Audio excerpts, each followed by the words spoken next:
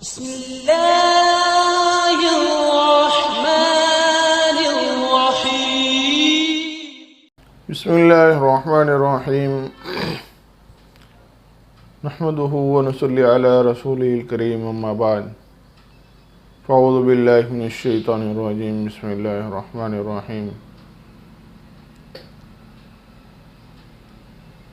شہر رمضان الذی انزل فیہ القرآن وقال النبی صلی اللہ علیہ وسلم من صام رمضان ایمانا واحتسابا غفر له ما تقدم من ذنبه۔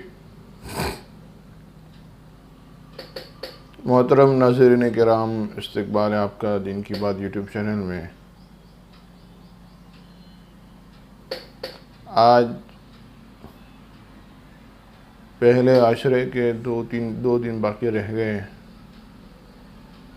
اور رحمت کا یہ عشرہ پورا ہونے پر ہے۔ آگے 2 عشرے اور باقی ہیں۔ اللہ تبارک و تعالیٰ سے دعا ہے کہ اللہ تبارک و تعالیٰ صحیح عمل کے ساتھ، احتساب کے ساتھ، ایمان کے ساتھ یہ دونوں عشرے خیر و عافیت کے ساتھ گزر جائے،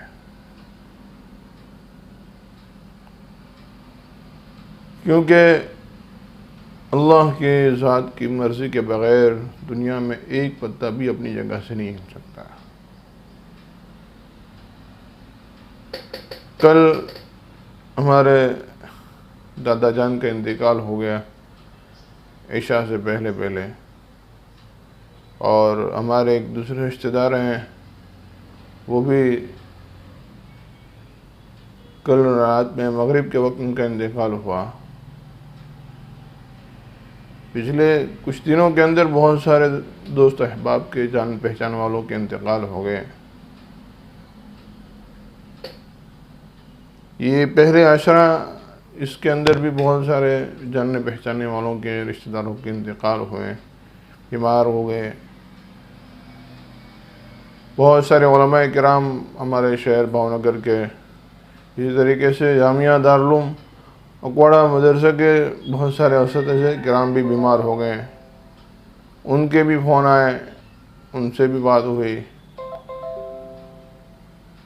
تو ابھی ایک ماحول چلا ہے، ابھی ایک فضا چلی ہے کہ ہر کوئی آدمی بیمار ہوتا چلا جا رہا ہے، لیکن یہ مبارک مہینہ ہے، ان کو قسمت سے یہ مہینہ مل گیا۔ اللہ کی ذات سے امید رکھتے ہیں کہ اللہ رب العزت ان کی ضرور مغفرت فرمائیں گے۔ تو تمام ناظرین سے اس بات کی درخواست کی جاتی ہے کہ جو مرحومین ہیں ان کے لیے ایصال ثواب کریں، ان کے لیے دعا مغفرت کریں، اور جو بیمار ہیں ان کے لیے تندرستی اور صحت یابی کی دعا کریں۔ بہت سارے علماء کرام بیمار ہیں، شہر بھاؤنگر کے بھی، دارالعلوم کے بھی، اور اسی طریقے سے اطراف و جوار کے بھی بہت سارے علماء کرام بیمار ہیں۔ آپ سے درخواست ہے کہ آپ ان کے لیے دعا خیر کریں۔ میں نے آپ حضرات کے سامنے قرآن کریم کی ایک آیت پڑھی رمضان کے متعلق، اور ایک حدیث اللہ کے نبی علیہ الصلوۃ والسلام کی بتائی۔ یہ رمضان کا مبارک مہینہ ہے۔ ایک وہ زمانہ تھا کہ ہم میں سے ہر کوئی آدمی یہ کہتا تھا کہ رمضان آئے گا، رمضان آئے گا۔ آج رمضان آ گیا، اس کا ایک ہفتہ بھی ہو گیا، اور آہستہ آہستہ رفتہ یہ رمضان ہمارے درمیان میں سے ختم ہو کر چلا جائے گا۔ جبرائیل علیہ الصلوۃ والسلام نے دعا کی تھی، ہلاک ہو جائے، برباد ہو جائے وہ شخص جو رمضان کا مبارک مہینہ پائے اور اپنی مغفرت نہ کرا سکے۔ اس پر حضور اقدس صلی اللہ علیہ وسلم نے آمین کہی تھی۔ بہت مشہور حدیث ہے، تو میرے بھائیوں ہم اپنی مغفرت کرائیں۔ اس مبارک مہینے کا سب سے بڑا اور سب سے قیمتی عمل جو ہے وہ روزہ ہے، روزہ۔ اور یہ اسلام کی بنیاد میں سے ایک بنیاد ہے۔ جیسے ایمان ہے، نماز ہے، ایسے ہی روزہ ایمان کی ایک بنیاد ہے۔ اگر کوئی آدمی اس کا انکار کرتا ہے تو وہ کفر کرنے والا ہے، اس نے کفر کیا، اس لیے روزے کا انکار نہ ہو۔ تو اس رمضان المبارک کے مہینے کے اندر ہم روزہ رکھیں گے تو کیسے رکھیں گے؟ اور اتنا بڑا عمل کہ اللہ کے نبی صلی اللہ علیہ وسلم نے فرمایا من صام رمضان ایمانا واحتسابا غفر له ما تقدم من، کہ جس نے رمضان المبارک کے مہینے کے روزے رکھے ایمان کے ساتھ، احتساب کے ساتھ، تو اس کے اگلے تمام گناہ معاف کر دیے جاتے ہیں۔ تمام گناہ معاف ہو جاتے ہیں۔ اسی لیے اللہ کے نبی صلی اللہ علیہ وسلم نے فرمایا کہ رمضان کے جو روزے ہیں یہ جہنم سے بچاؤ کے لیے ڈھال ہے، ڈھال جس سے دشمن کے وار بچایا جاتا ہے۔ تو اتنے قیمتی اور اتنی بڑی چیز ہے، تو اس کے کچھ آداب ہیں، کیسے روزے رکھے جاوے، کس انداز سے روزے رکھے جاوے، کہ روزے کے اندر کیا کیا جاوے۔ تو سب سے پہلی چیز وہ ہے کہ وہ ہے اخلاص، کہ اللہ رب العزت کی ذات کے لیے اور اس سے ثواب کی امید رکھتے ہوئے روزہ رکھنا، یہ بنیادی چیز ہے۔ الاعمال بالنیات بخاری شریف کی پہلی حدیث ہے کہ تمام اعمالوں کا دار و مدار نیتوں پر ہے، تو یہ روزہ کہ روزے کا دار و مدار بھی نیت پر ہے۔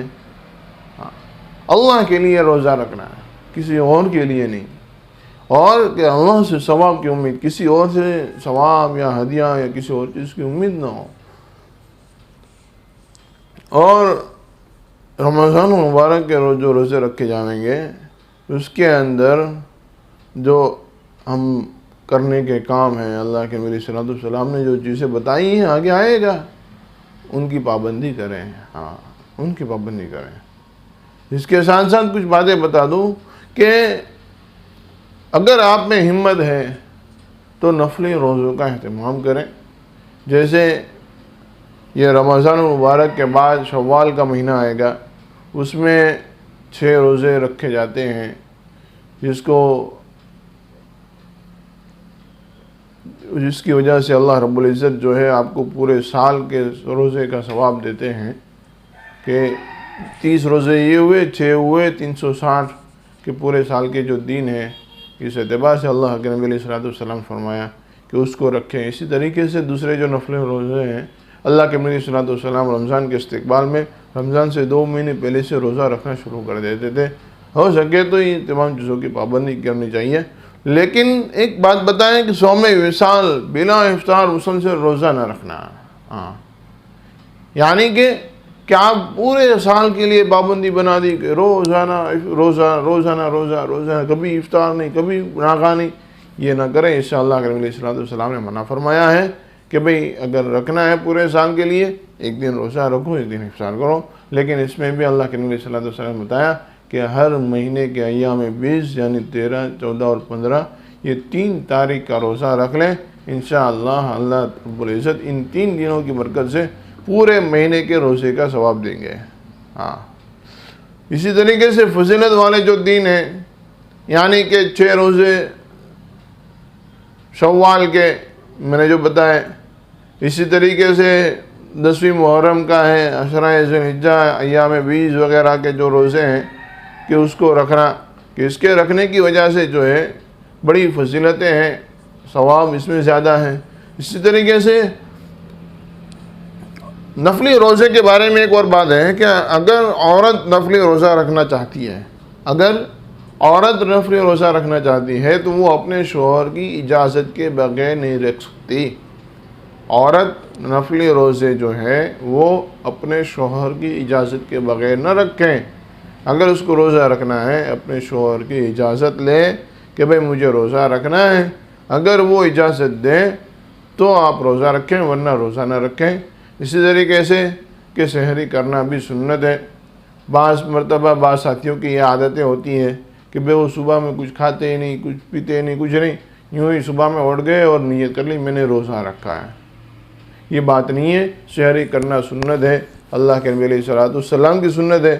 اس لیے کم سے کم درجے میں 1 گھونٹ پانی پی لے، 1 گھونٹ پانی پی لے، اس سے ہی سحری کر لے، لیکن کچھ نہ کچھ کھا لیں، بغیر کھائے یا بھوکے پیٹ جو ہے وہ سحری نہ کریں، یوں ہی روزہ نہ رکھ لیں، کچھ نہ کچھ کھا لیں، سنت ہے، اللہ کے نبی صلی اللہ علیہ وسلم کی سنت ہے۔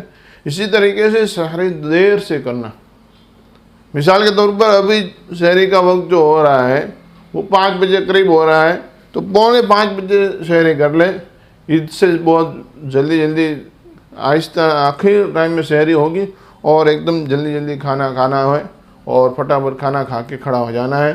تو آخری وقت میں جو ہے وہ سحری کرنی ہے۔ یہ سنت ہے تمام روزوں میں، رمضان کے روزے میں بھی اور نفلی روزے میں بھی یہی سنت ہے کہ ہم جو ہے وہ آخری وقت میں سحری کریں گے۔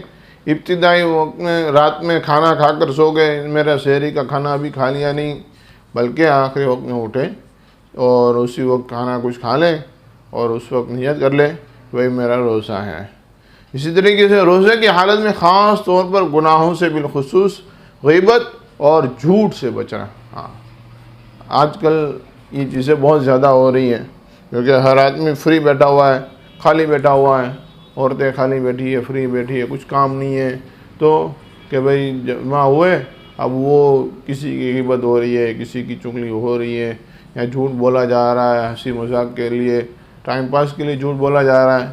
یہ ساری چیزوں سے اپنے آپ کو پرہیز کریں، بچائیں۔ اللہ کے نبی علیہ الصلوۃ والسلام نے فرمایا کہ جو آدمی روزہ رکھ کر کسی کی غیبت کرتا ہے یا کسی کی چغلی کرتا ہے تو اس کی جو ڈھال ہے وہ پھٹ جاتی ہے، اور جہنم سے اس کا روزہ اس کو نہیں بچا سکتا ہے، اس کا روزہ اس کو جہنم سے نہیں بچا سکتا ہے۔ اس لیے جو ہے ہم اپنے آپ کو ان تمام چیزوں سے بچائیں۔ اگر کرنا ہے قرآن وغیرہ کی تلاوت کریں، تسبیحات کی پابندی کریں، کچھ اچھا کام کریں، کچھ نہیں کرنا تو سو جاؤ، سو جاؤ۔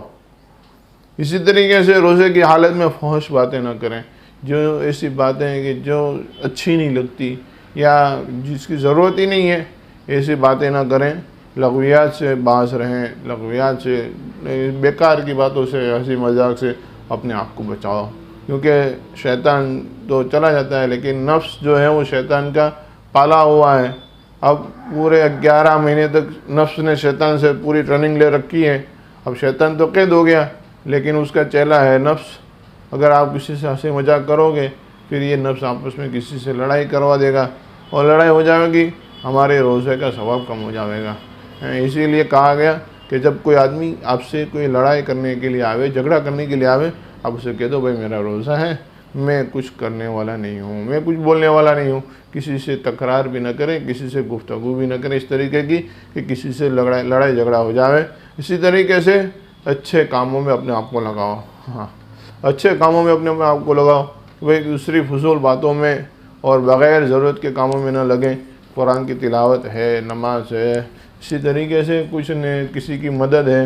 آج میرے بھائیوں دوستوں بزرگوں اس کی بہت ضرورت ہے۔ دعا ہے، دعا کے اندر اپنے آپ کو لگاؤ، اس کی بھی بہت ضرورت ہے۔ آج کل جو ہے یہ دعا کے سلسلے ختم ہو گئے، اتنے سارے لوگ بیمار ہو رہے ہیں، سب کچھ ہو رہے ہیں۔ نفل صدقہ وغیرہ کریں، اس کے ذریعے سے اللہ کے نبی صلی اللہ علیہ وسلم نے فرمایا صدقہ کے ذریعے سے اپنے بیمار کا علاج کرو۔ یہ تمام چیزیں جو ہے اس کو اپنی زندگی میں لانی ہے۔ اسی طریقے سے افطار کے وقت دعا پڑھنی ہے، ذهب الظمأ وابتلت العرق وثبت الاجر انشاءاللہ، کہ افطار کے کرنے کے بعد جو ہے وہ اس دعا کو پڑھنا ہے، ذهب الظمأ وابتلت العرق وثبت الاجر انشاءاللہ، اس دعا کو پڑھنا ہے۔ اور اس کے بارے میں حضرت ابن عمر رضی اللہ تعالیٰ عنہ فرماتے ہیں کہ جب آپ صلی اللہ علیہ وسلم افطار کرتے تو یہ دعا پڑھتے، ذهب الظمأ وابتلت العرق وثبت الاجر انشاءاللہ، یعنی پیاس ختم ہو گئی اور تمام رگیں تر و تازہ ہو گئی اور ثواب بھی انشاءاللہ ثابت ہو گیا، یعنی کہ ثواب بھی مل گیا انشاءاللہ اگر اللہ نے چاہا تو۔ یہ دعا ہے، بہت شاندار دعا ہے، اس کو یاد کر لیں، ہر کوئی اس دعا کو پڑھے، گھر میں بچے ہیں ان کو اس دعا کو پڑھائیں تاکہ یہ جو ہے یہ حدیث شریف میں ہے، اس لیے اس کی پوری پابندی کریں۔ ممکن ہو تو کھجور سے ورنہ پانی سے افطار کریں، کھجور یا پانی سے افطار کریں، اگر وہ نہیں ہے کسی اور تو جو موجود ہے اس سے افطار کر سکتے ہیں، ورنہ کھجور اور پانی جو ہے وہ سنت ہے اللہ کے نبی علیہ الصلوۃ والسلام کی۔ بعض لوگ نمک لے کر رکھتے ہیں کہ بھائی کھجور نہیں ہے، پانی نہیں ہے، چلو نمک سے روزہ کھولیں گے، یہ کوئی خالی باتیں ہیں ایسی ہی، ورنہ نمک وغیرہ کوئی ایسا ہے نہیں کچھ، جو موجود ہے اس سے روزہ کھول سکتے ہیں۔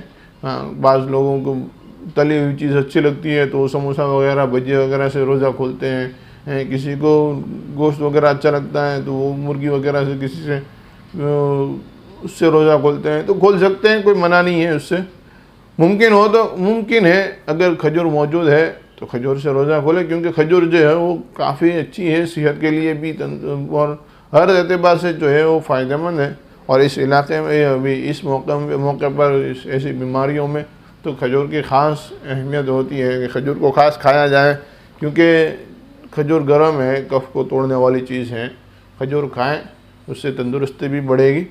اور دوسری ایک اہم بات جو ہے وہ یہ ہے کہ روزے دار کو افطار کرائیں۔ ہاں، اللہ کے نبی صلی اللہ علیہ وسلم نے فرمایا کہ ہر آدمی جو ہے روزے دار کو افطار کرائے، کیونکہ جس نے ایک گھونٹ پانی سے بھی کسی روزے دار کو افطار کرایا تو اس روزے دار نے پورے دن میں روزہ رکھ کر جتنا ثواب کمایا ہے وہ سارا ثواب اس پانی پلانے والے کو، اس روزہ افطار کرانے والے کو ملے گا۔ ہاں، اللہ کے نبی صلی اللہ علیہ وسلم، کسی نے ایک گھونٹ لچھی سے یا ایک کھجور کے دانے سے کسی کا افطار کرا دیا تو اس نے جتنا پورے دن ثواب کمایا ہے وہ سارا ثواب اس کو کھاتا میں ملے گا۔ اس لیے جو ہے ہم اپنے آپ کو اس باتوں کا پابند بنائیں کہ بھائی روزانہ کسی نہ کسی کو افطار کرائیں۔ ہمارے بزرگان دین میں سے ایک بڑی جماعت ایسی ہے جن کے یہاں باقاعدہ افطار کے انتظامات کیے جاتے تھے۔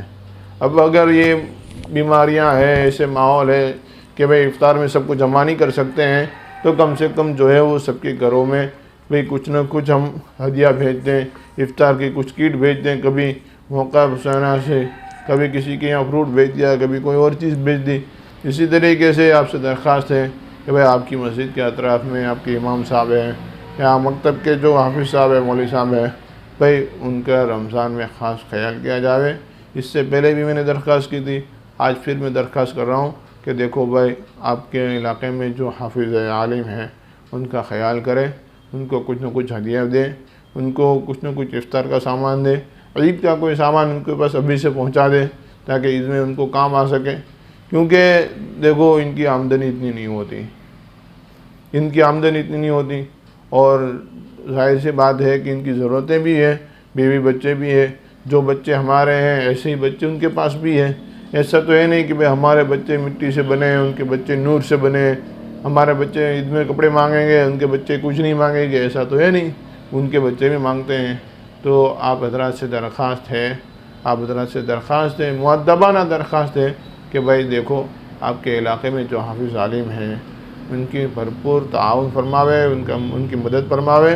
اور دوسری بات یہ ہے، آپ سے حضرات سے درخواست ہے کہ آپ دعا کا اہتمام کریں۔ بھائی دیکھو بہت سارے علماء کرام بیمار ہیں، دوست احباب بیمار ہیں، ہمارے شہر کے اندر بہت سارے لوگ، ابھی پچھلے تقریباً ایک ہفتہ 10 دن کے اندر بہت سارے لوگوں کا انتقال ہو گیا، اتنی ساری سب کچھ ہو رہی ہے، پھر بھی ہم یوں کہہ رہے ہیں بھئی کچھ نہیں، یہ تو فلاں کی سازش ہے، کسی کی سازش ہے۔ اللہ رب العزت کو فرماتے ہیں وَمَكَرُوا اللَّهُ، کہ بھئی ایک سازش یہ ہے جو دنیا والے کرتے ہیں، اور ایک سازش وہ ہے جو میں کرتا ہوں۔ اور اللہ یہ کہتے ہیں وَاللَّهُ خَيْرُ الْمَاكِرِينَ، کہ اللہ بہترین سازش کرنے والا ہے، اور ہوتا وہ ہے جو اللہ چاہتا ہے، جو اللہ سازش کرتا ہے۔